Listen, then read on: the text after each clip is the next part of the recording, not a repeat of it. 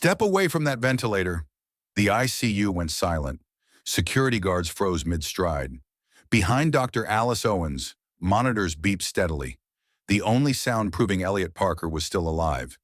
In her hand wasn't a scalpel, but a legal injunction. Across from her, the chief of surgery's face went from red to white. "This man is not brain dead," Alice's voice cut through the sterile air. "And I have proof this hospital has been killing patients for profit." The clipboard slipped from the nurse's hands. But this wasn't a story about a rogue doctor. This was about a broken system, a voiceless patient, and an impossible choice between a career and a conscience that would expose corruption at the highest levels. How did one surgeon discover a secret that the entire hospital administration tried to bury? Stay with us, because what happens next will change everything you think you know about who decides when life ends. Before we dive in, let us know where you're watching from. And if this story moves you, hit that subscribe button. Now let's go back 48 hours, to the night Elliot Parker arrived as a John Doe nobody wanted to save. The ambulance bay doors slammed open at 11:47 p.m., and Dr. Alice Owens knew immediately this wasn't going to be a clean case. The paramedics wheeled in a man, mid-30s, no wallet, no phone, no identification, just a body in torn jeans and a faded Metallica t-shirt, reeking of cheap whiskey and vomit. "John Doe found unresponsive behind a gas station on Fletcher Avenue," the lead paramedic rattled off. "Possible overdose, GCS of 3, pupils fixed and dilated. We've been bagging him for 20 minutes. Alice's hands moved on autopilot, checking airways, scanning vitals, barking orders to the trauma team. But even as she worked, she felt the familiar weight of eyes on her back. Dr. Raymond Cass, chief of surgery, stood in the doorway with his arms crossed, watching like a vulture circling roadkill. "Owens!" His voice cut through the chaos. "A word."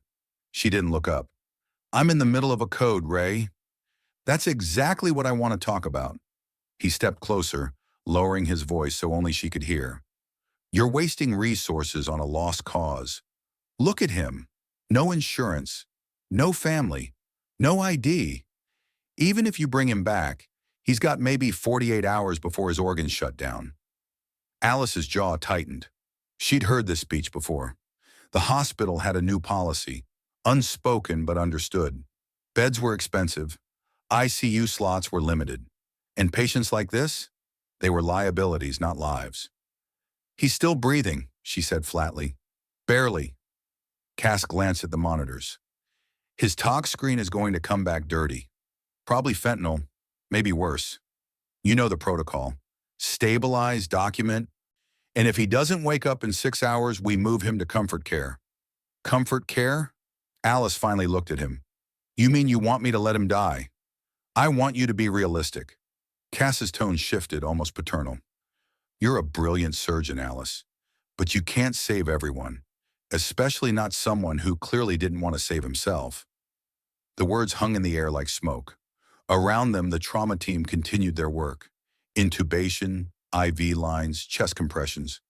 But Alice could feel the shift, the resignation, the unspoken agreement that this man was already gone. Cass turned to leave, then paused. "Oh, and Alice, don't get attached.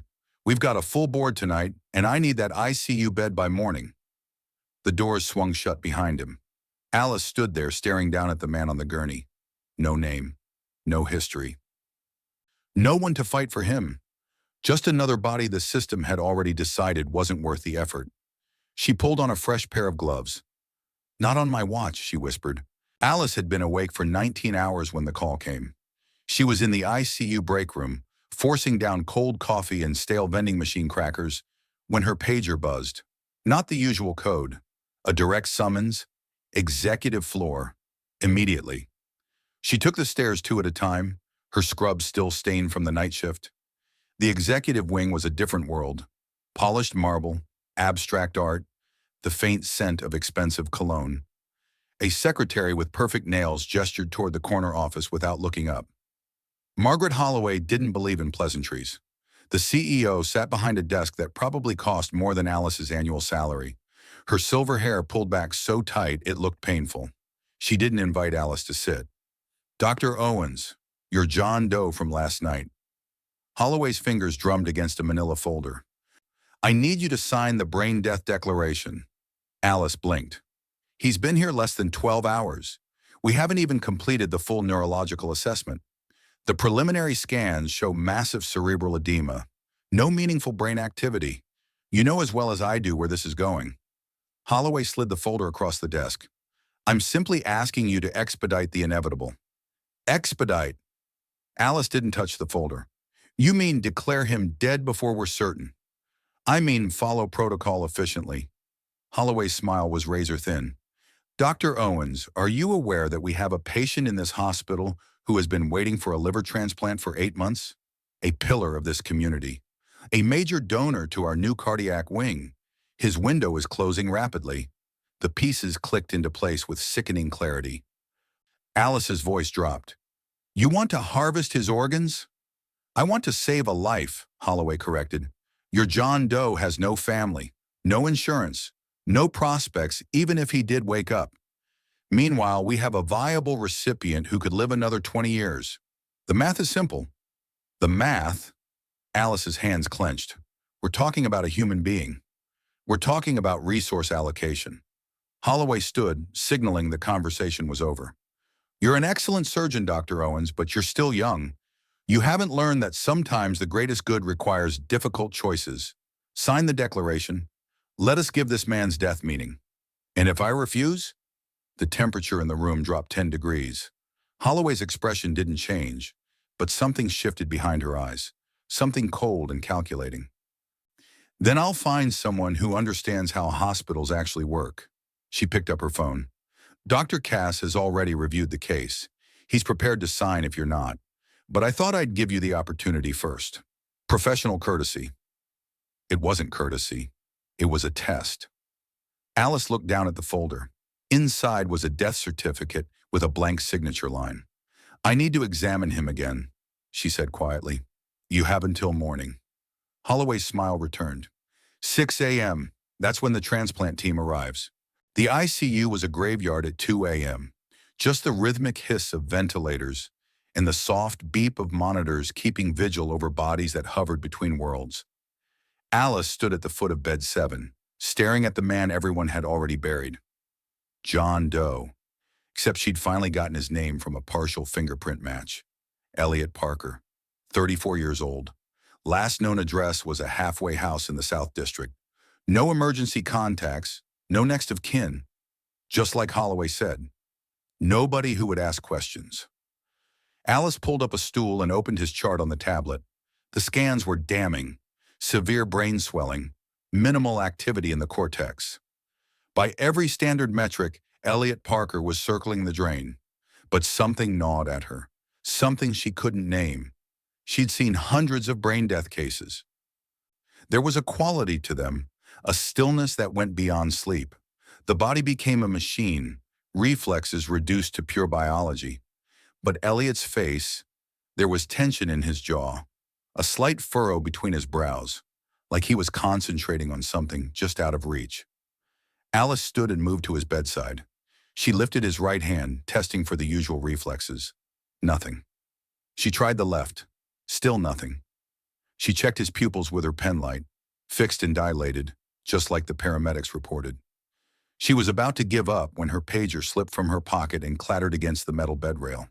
The sound was sharp, jarring in the quiet, and Elliot's left index finger twitched. Alice froze.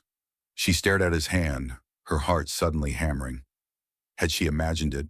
Wishful thinking from a doctor too tired to think straight.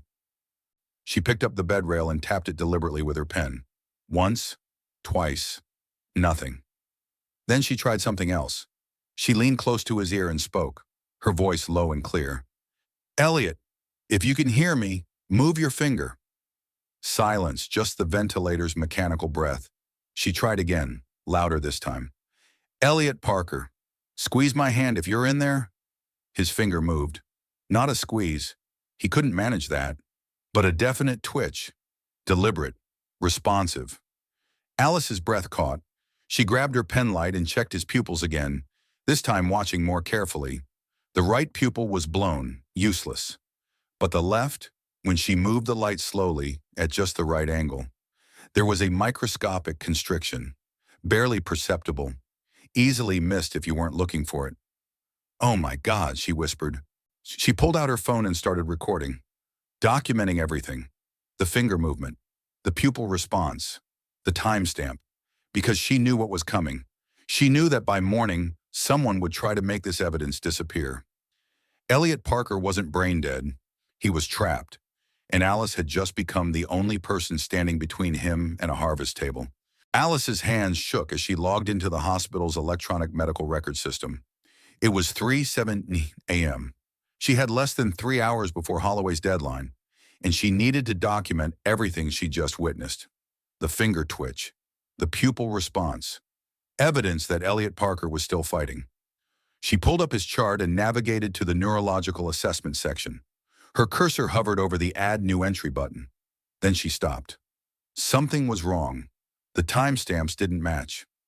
According to the chart, Elliot had undergone a full brain death protocol examination at 10:15 p.m., barely an hour after he'd arrived. But Alice had been in the trauma bay until midnight. She would have known if neurology had been called. She scrolled down. The attending physician listed was Dr. Marcus Webb, one of the hospital's senior neurologists. His notes were thorough, clinical, damning. Patient exhibits no corneal reflex, no gag reflex, no response to painful stimuli. Apnea test confirms absence of spontaneous respiration. Diagnosis: brain death consistent with anoxic injury. Alice grabbed her phone and pulled up the staff directory. She dialed Webb's extension, knowing he kept late hours. He answered on the second ring. "Webb. Marcus, it's Alice Owens. I'm looking at a consult you did last night on a John Doe in ICU bed 7. Can you walk me through?" "What consult?" His voice was foggy with sleep. "Alice, I haven't been in the hospital since Tuesday. I'm at a conference in Baltimore." The phone nearly slipped from her hand. You're not here? Been gone 3 days. Why? What's going on?" She hung up without answering. Her pulse thundered in her ears as she went back to the chart. She clicked on Webb's digital signature, then cross-referenced it with his previous notes from other patients. The signature was identical, a perfect copy. Someone had forged his credentials. Alice's fingers flew across the keyboard, digging deeper. She accessed the audit log, the hidden backend that tracked every edit, every login, every change made to a patient's file. The neurological assessment had been entered at 10:47 p.m., but it hadn't been entered by Webb. The user ID belonged to someone in the hospital administration, and 30 minutes ago, right around the time Alice had been summoned to Holloway's office, someone had gone back and locked the chart. Any new entries now required executive approval. They were sealing the record, making sure the official story couldn't be challenged. Alice tried to add her findings anyway, typing frantically.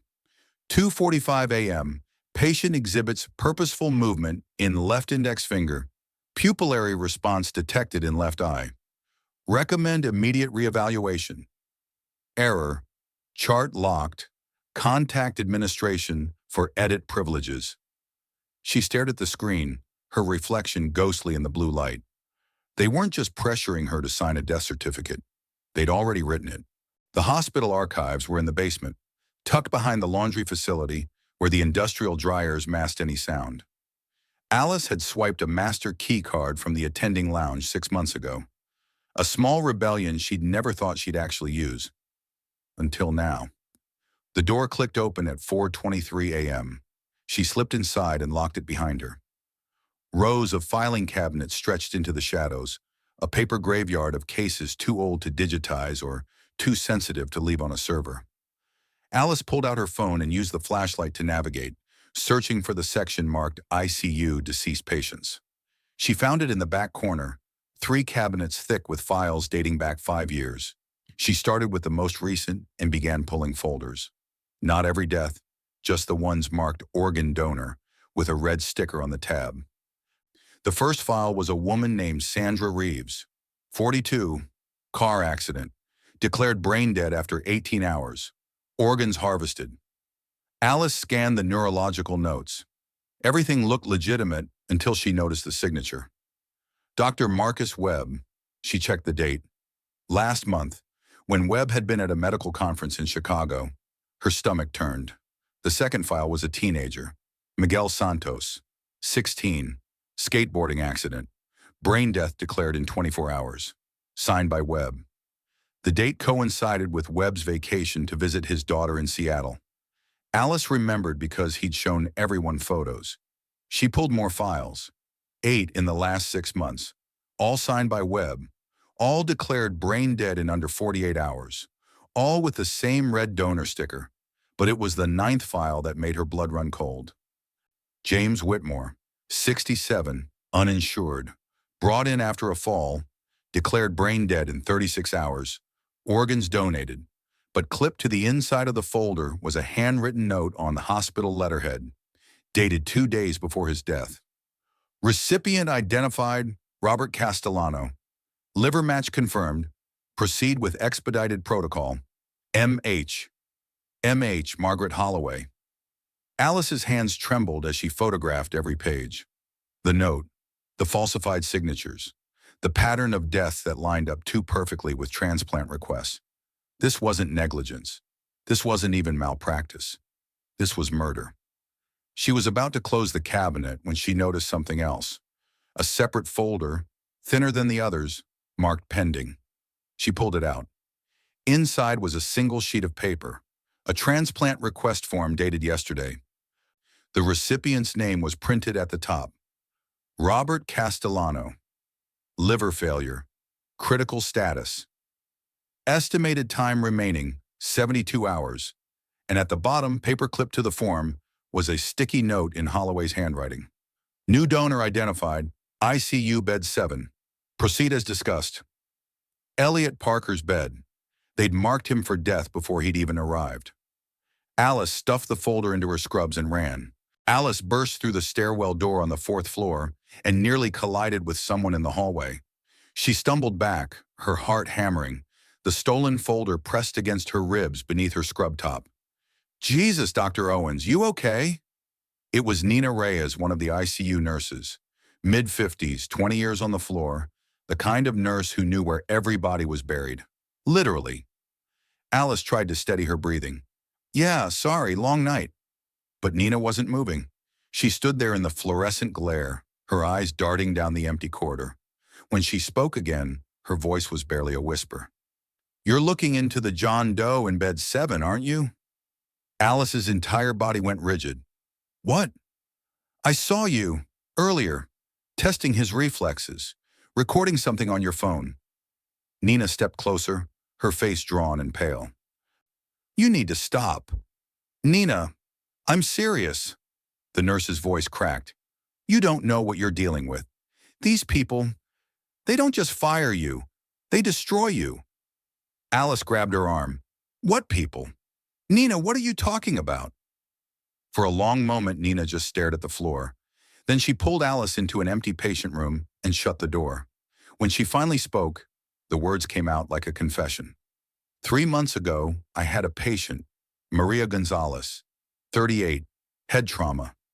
They told me she was brain dead, that the family had agreed to donate. Nina's hands twisted together. But the night before they were supposed to harvest, I saw her move. Just her hand, like she was reaching for something. Alice's throat tightened. What did you do? I reported it, went straight to Dr. Cass. He told me I was exhausted seeing things, said it was just a spinal reflex. Nina's eyes glistened. But I knew what I saw, so I went to Holloway. And she offered me $20,000. The words hung in the air like poison. Cash. Told me the family needed closure, that the recipient was a city councilman who'd done so much good for the community. She said sometimes we have to make hard choices for the greater good. Alice felt sick. Did you take it? Nina's silence was answer enough. They've been doing this for years, the nurse continued, her voice hollow, targeting patients with no family, no insurance, no one to ask questions, and they pay off anyone who gets too close. Nurses, techs, even a few doctors. Why are you telling me this? Nina looked up, tears streaming down her face. Because I can't live with it anymore. And because that man in bed 7, He moved his finger when I checked his IV an hour ago. He's still in there, Dr. Owens, and they're going to kill him at 6 a.m. Alice was back at Elliot's bedside when they came for her. It was 5:47 a.m., 13 minutes before Holloway's deadline. She'd spent the last hour documenting everything on her phone, uploading the files to a secure cloud drive, and preparing for the war she knew was coming. The ICU doors hissed open. Dr. Cass entered first, flanked by two security guards and a woman Alice didn't recognize. Sharp suit, briefcase, lawyer written all over her. Dr. Owens. Cass's voice was cold, clinical. Step away from the patient. Alice didn't move. He's not brain dead. I have evidence. You have nothing. The lawyer stepped forward, pulling a document from her briefcase. As of 5:30 this morning, your medical privileges at this facility have been suspended pending an ethics investigation. The words hit like a physical blow. What? You've been accused of falsifying medical records, harassing senior staff, and attempting to interfere with a legally authorized organ donation. The lawyer's tone was bored, rehearsed. Security has been instructed to escort you from the premises immediately. Alice's hands clenched. This is insane. I'm trying to save his life. You're trying to save your career. Cass moved closer, his voice dropping to something almost pitying. Alice, I warned you. You got too attached. And now you're inventing evidence to justify your emotional response. It's textbook burnout. Burnout? Alice's voice rose. I have proof you falsified neurological assessments. I have records showing a pattern of premature deaths. I have a witness. Nurse Reyes has already recanted her statement. The lawyer didn't even look up from her papers. She's admitted to being under significant stress and making unfounded accusations. She's been placed on administrative leave for her own well-being. Alice's blood ran cold. They'd gotten to Nina, threatened her, paid her off, or both. The security guards moved forward. One of them reached for her arm. Don't touch me. Alice jerked back, positioning herself between them and Elliot's bed. I'm not leaving. Then you'll be removed by force. Holloway's voice cut through the room like ice. She stood in the doorway, perfectly composed, a surgical team in blue scrubs waiting behind her. Dr. Owens, you have 10 seconds to vacate this ICU, or I will have you arrested for trespassing and obstruction of medical care. Alice looked at Elliot. His chest rose and fell with the ventilator's rhythm.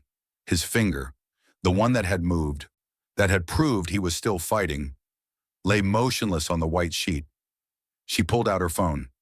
What are you doing? Cass demanded. Alice's thumb hovered over the screen. Calling the police. On what grounds? She looked Holloway dead in the eye. Murder. The security guards lunged forward, but Alice was faster. She hit a button, and suddenly the room filled with a different sound, the chime of a live stream going active. The red dot pulsed in the corner of Alice's screen. Live. 3 viewers, then 12, then 47. The numbers climbed as she angled the camera to capture the entire room. Elliot's motionless body, the security guards frozen mid-step, Holloway's face draining of color. My name is Dr. Alice Owens, and I'm broadcasting from St. Catherine's Hospital ICU. Her voice was steady, surgical. The man behind me is Elliot Parker. In 8 minutes, this hospital plans to declare him brain dead and harvest his organs. But he's not dead, and I'm going to prove it to you right now. Turn that off! Holloway's composure shattered. She lunged forward, but Alice sidestepped, keeping the camera trained on Elliot. The viewer count hit 200. Security, remove her immediately! Cass barked, but the guards hesitated. They'd seen enough viral videos to know what happened to people who assaulted someone on a live stream. One of them muttered into his radio, calling for backup. Alice moved to Elliot's bedside, propping her phone on the IV stand so both hands were free. This hospital has been falsifying brain death diagnoses to expedite organ donations. I have documented evidence of at least 9 cases in the past 6 months where patients were declared dead prematurely. 500 viewers. Comments flooded the screen. Someone had already screen recorded and was sharing it on Twitter. This is slander! Holloway's voice cracked. You're destroying your career. Watch. Alice leaned close to Elliot's ear, her voice clear and deliberate. Elliot Parker, if you can hear me, move your left index finger. The room held its breath. The ventilator hissed. Monitors beeped. Nothing. Cass's laugh was bitter. You see? She's delusional. Elliot's finger twitched. The movement was small, barely perceptible on camera, but Alice had angled the phone perfectly. The chat exploded. Someone typed in all caps. Did you see that? Again, Alice said, her voice thick with emotion. Elliot, move your finger if you're in there. This time the movement was stronger, deliberate. His finger lifted slightly off the sheet, then fell back. 1,000 viewers. Then 2,000. Alice grabbed her pen light and lifted Elliot's left eyelid, shining the light slowly across his pupil. The constriction was microscopic, but visible. She held the phone close so the camera caught it. This is a pupillary response. This man has brain activity. He is conscious. She turned the camera back to Holloway. And this hospital was going to kill him for a $2 million transplant. The CEO's face was ashen. Behind her, the surgical team had vanished. Cass was already backing toward the door. The police are on their way, someone shouted from the hallway. But Alice wasn't done. She pulled the stolen folder from her scrubs and held it up to the camera. And I have the files to prove it. The live stream hit 50,000 viewers before the police arrived. By then, news vans were already pulling into the hospital parking lot, and Alice's phone had become a weapon more powerful than any scalpel. 2 officers entered the ICU at 6:14 a.m., followed by a detective in a rumpled suit who looked like he'd been dragged out of bed. Holloway tried to spin it, talked about disgruntled employees and baseless accusations, and the need to protect the hospital's reputation. But Alice had already sent the files to the detective's email. The forged signatures, the pattern of deaths, the handwritten note marking Elliot for harvest. The detective read for 3 minutes in silence. Then he looked up at Holloway. Ma'am, I'm going to need you to come with us. Holloway's lawyer materialized within the hour, but it was too late. The live stream had been screen recorded and shared across every platform. Medical ethics boards were already launching investigations. The FBI was en route to seize records. And Robert Castellano, the VIP recipient who'd unknowingly been at the center of it all, held a press conference from his hospital bed, horrified and demanding answers. Dr. Cass resigned before he could be fired. 3 board members followed. Nina Reyes gave a full statement to investigators, her $20,000 payment becoming evidence in a criminal conspiracy case. And Alice? She was placed on paid leave while the investigation unfolded, which meant she had nothing to do but sit at Elliot Parker's bedside and wait. The neurologist said it could take weeks, maybe months. The brain was a mystery, and Elliot had been through hell. But Alice had bought him something no one else would have: time. She was there on a Tuesday afternoon, 3 weeks later, when his eyes opened. It wasn't dramatic, no gasping awake like in the movies. Just a slow flutter of eyelids, a confused squint at the fluorescent lights, and then his gaze found her face. Hey, Alice said softly, leaning forward. Welcome back. His lips moved, but no sound came out. The ventilator had been removed days ago, but his voice was still raw. She handed him a cup of water with a straw. He took a sip, winced, then tried again. You're the doctor, Dr. Alice Owens. She smiled and realized she was crying. You gave us quite a scare, Elliot. His brow furrowed as fragments of memory surfaced, voices arguing, hands holding him down. A woman's voice cutting through the darkness, telling him to move his finger. You, his voice cracked, you saved me. Alice shook her head. You saved yourself. You fought like hell to stay alive. Why? The question was raw, honest. Nobody ever... She understood what he couldn't say. Nobody ever fought for me before. Alice took his hand, the same hand that had twitched in the darkness and changed everything. Because every life is worth saving, she said. No exceptions. Outside, the sun was rising over a hospital that would never be the same. So what happened next? Margaret Holloway was indicted on 9 counts of conspiracy to commit murder and medical fraud. She's currently awaiting trial, facing up to life in prison. Dr. Raymond Cass lost his medical license permanently, and is cooperating with federal investigators in exchange for a reduced sentence. Elliot Parker made a full recovery. 6 months after waking up, he walked out of St. Catherine's Hospital on his own 2 feet and straight into a new job as a patient advocate, helping others who'd been failed by the system. As for Dr. Alice Owens, she was fully exonerated and reinstated with honors. But she didn't go back to St. Catherine's. Instead, she founded the Parker Foundation, a nonprofit organization dedicated to protecting the rights of uninsured and unrepresented patients in ICUs across the country. They've already prevented 4 cases similar to Elliot's and helped pass legislation requiring independent verification of all brain death diagnoses. Nina Reyes joined her as the foundation's director of nursing. Together, they're making sure no patient ever becomes invisible again. This story proves that one person standing up for what's right can expose corruption at the highest levels and save countless lives. Sometimes the most powerful medicine isn't found in a prescription.